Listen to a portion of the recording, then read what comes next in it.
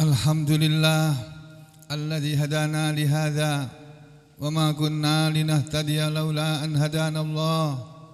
Laqad ja'at rusulu rabbina bil haqq wa nudu an tilkumul jannatu urithumuha bima kuntum ta'malun.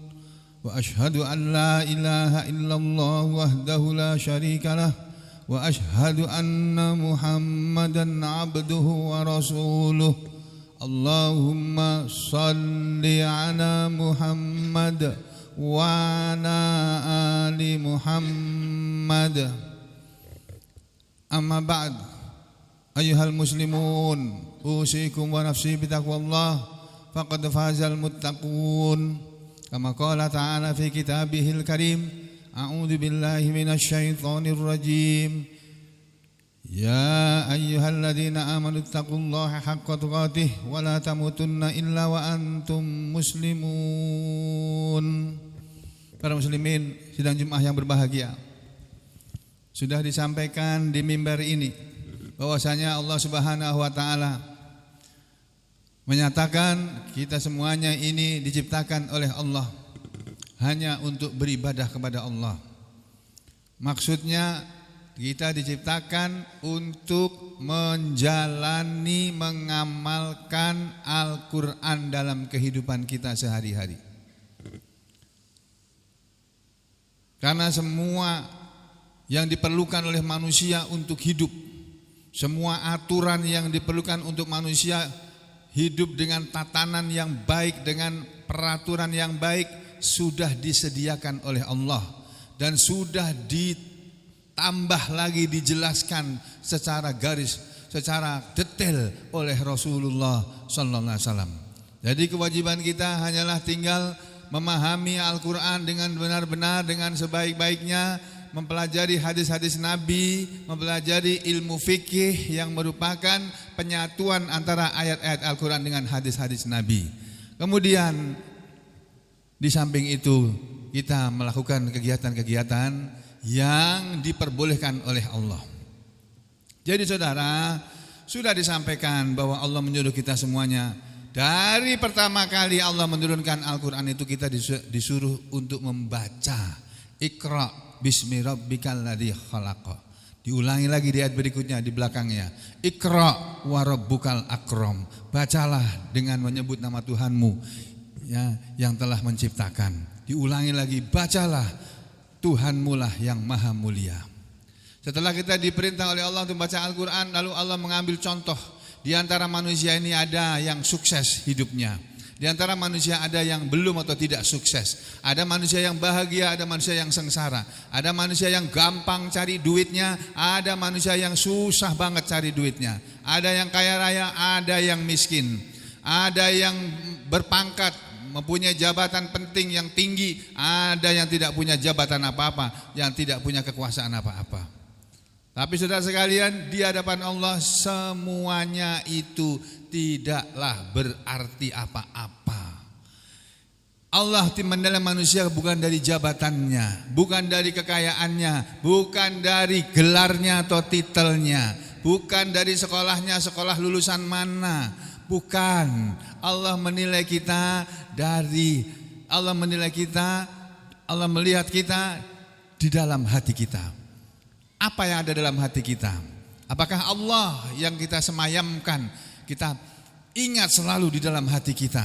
Apakah Al-Quran yang selalu kita ingat dalam hati kita, atau yang lainnya?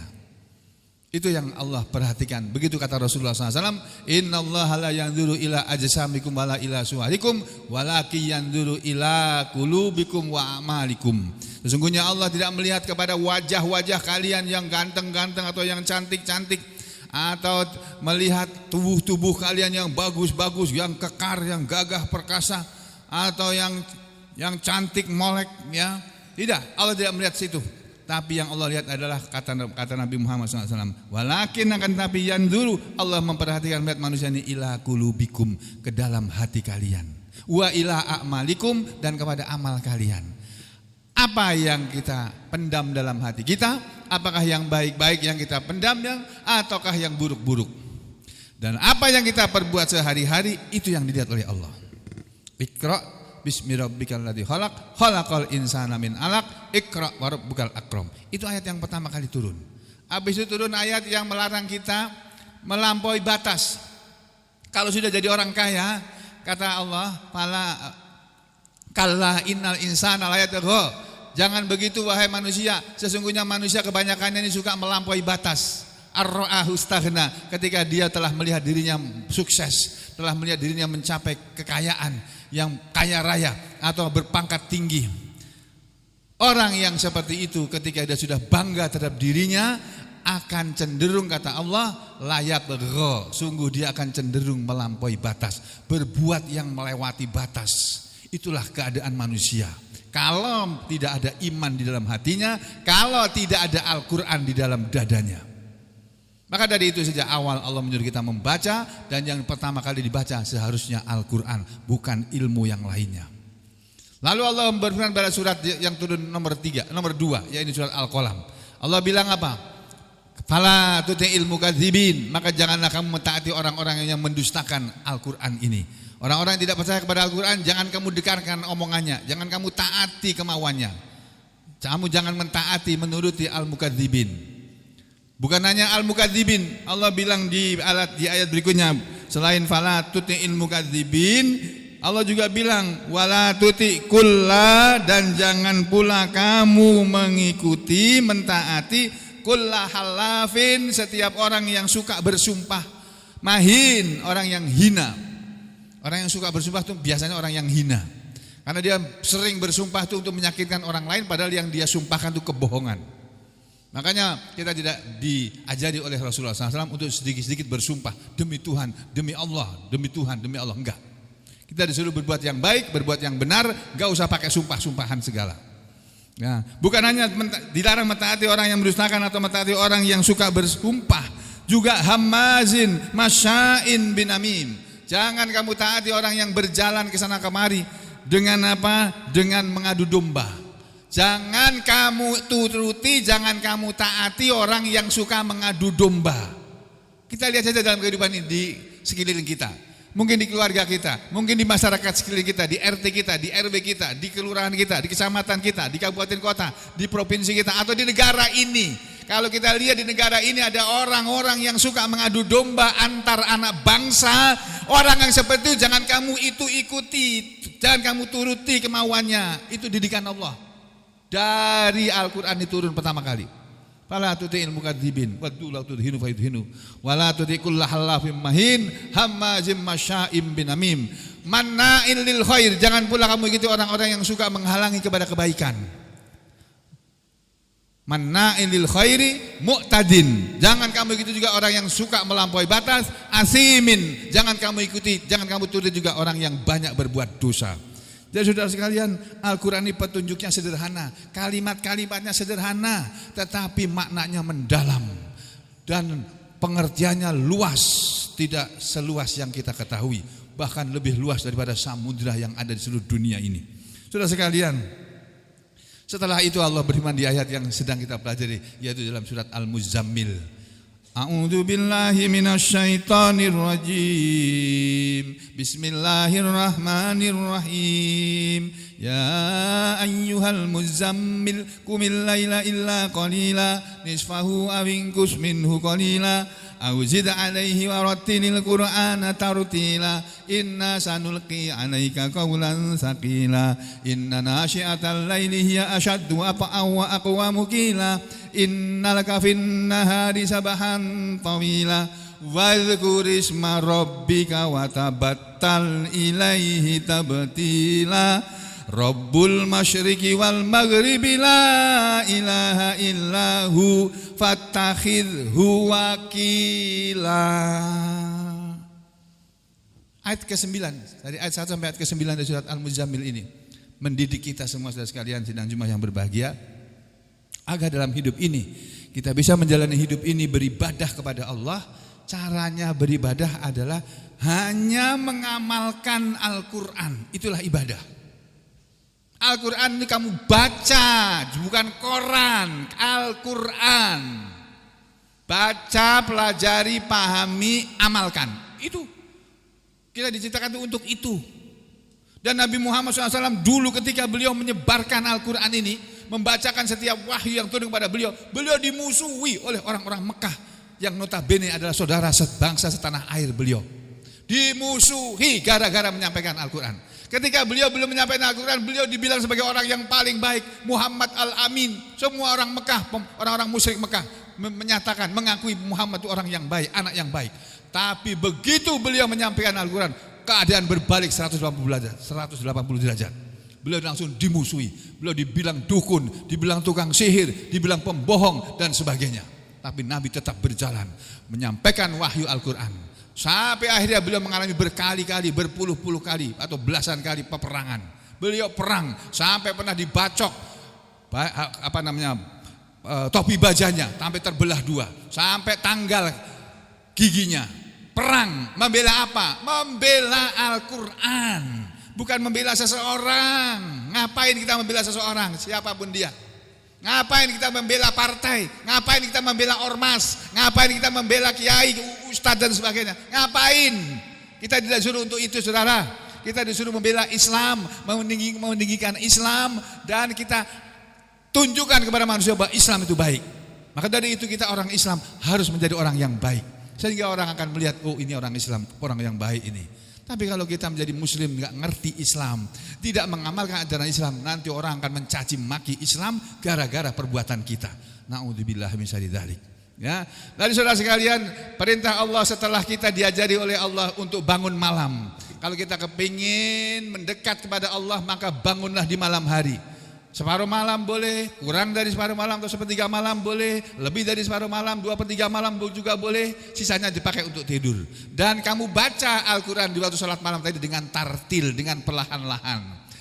Sesungguhnya kami Allah, wahai Rasulullah, akan memberikan wahyu kepada engkau berupa perkataan yang berat, yakni Al-Quran ini. Inna nasyiatal laili hiya asyaddu wat'au aqwamu qila. Sesungguhnya bacaan Al-Qur'anmu di waktu malam ketika kamu salat tahajud, ketika kamu salatul lail, qiyamul lail, dia itu bacaannya lebih berkesan. Wa aqwamu qila, dan bacaannya itu lebih benar, lebih bisa dimengerti. Beda dengan kita sholat di siang hari, banyak suara-suara hiruk pikuk, sehingga kadang-kadang bacaan kita salah-salah atau bacaan kita keliru-keliru. Kadang-kadang kita lupa ini sudah rakaat berapa itu. Tapi kalau malam hari tenang, maka itu lebih mendekatkan diri kepada Allah daripada kita sholat di siang hari.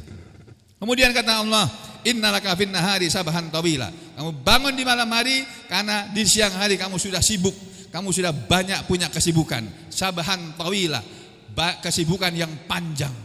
Kamu bekerja lebih dari 8 jam, minimal 8 jam, jam kerja para tenaga kerja tadi. Ada yang 12 jam sehari, bahkan ada yang hampir 24 jam.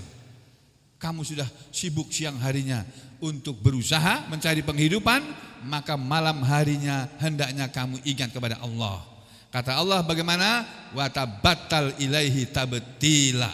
Allah bilang seperti itu. Ya, wa dzkurisma rabbik, dan ingatlah nama Tuhanmu wahai Muhammad, wa tabattal ilaihi tabtila, dan khususkanlah, sungguh-sungguhilah ibadah kamu kepadanya, kepada Allah, dengan sebenar-benar ibadah. Wa tabattal ilaihi tabtila. Tabtila ini adalah beribadah dengan sungguh-sungguh. Seolah-olah ketika kita sedang beribadah, kita lupa segalanya, yang kita ingat cuma Allah. Itu yang namanya tabatul. Tabatul itu beribadah, memutuskan diri kita dengan dunia ini. Kita enggak ingat dunia sama sekali, yang kita ingat diri kita, Allah, dan apa yang kita ucapkan di waktu kita sholat tahajud dan sholat witir di malam hari. Itulah yang Allah didik kepada Nabi Muhammad SAW di awal-awal sebelum beliau mengalami berbagai macam ujian dan perang. Jadi sebaiknya kita juga demikian. Kalau kita kepingin hidup ini mudah, rumus-rumusnya ada dalam Al-Quran. Tinggal kita jalani Al-Quran, maka hidup ini akan mudah. Allah yang memudahkan, bukan khotib dan bukan kita, tapi Allah yang berjanji. Wa may yattaqillaha yaj'al lahu min amrihi yusra. Dan siapa yang bertakwa kepada Allah, dia Allah akan menjadikan untuk orang tadi segala urusannya mudah. Silahkan buktikan. Aku lu qauli hada, astaghfirullah li wa lakum.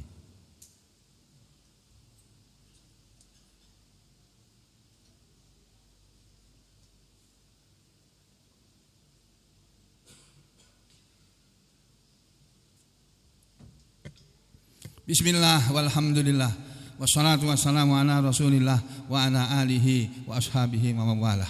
Wa asyhadu an la ilaha illallah wahdahu la syarikalah wa asyhadu anna Muhammadan abduhu wa rasuluhu la nabiyya ba'dah. Wa ba'du ayuhan nas ittaqullaha mastata'tum wasma'u wa athi'u la'allakum turhamun. Allahumma salli ala Muhammad wa ala ali Muhammad kama sallaita ala ali Ibrahim wa barik ala Muhammad wa ala ali Muhammad kama barakta ala ali Ibrahim fil alamin innaka Hamidum Majid. Warhamna ma'ahum bi rahmatika ya arhamar rahimin. Allahumma ighfir lil mu'minina wal mu'minat wal muslimina wal muslimat al ahya'i minhum wal amwat innaka sami'un qaribun mujibud da'wat wa ya qadiyal hajat. Rabbana ighfir lana wa li ikhwanina alladhina sabaquna bil iman wa la taj'al fi qulubina ghillan lil ladzina amanu rabbana innaka raufur rahim. Rabbana atina fid dunya hasanah wa fil akhirati hasanah wa qina adzabannar. Wa sallallahu ala Muhammad wa ala ali Muhammad walhamdulillahi rabbil alamin. Aqimus shalah.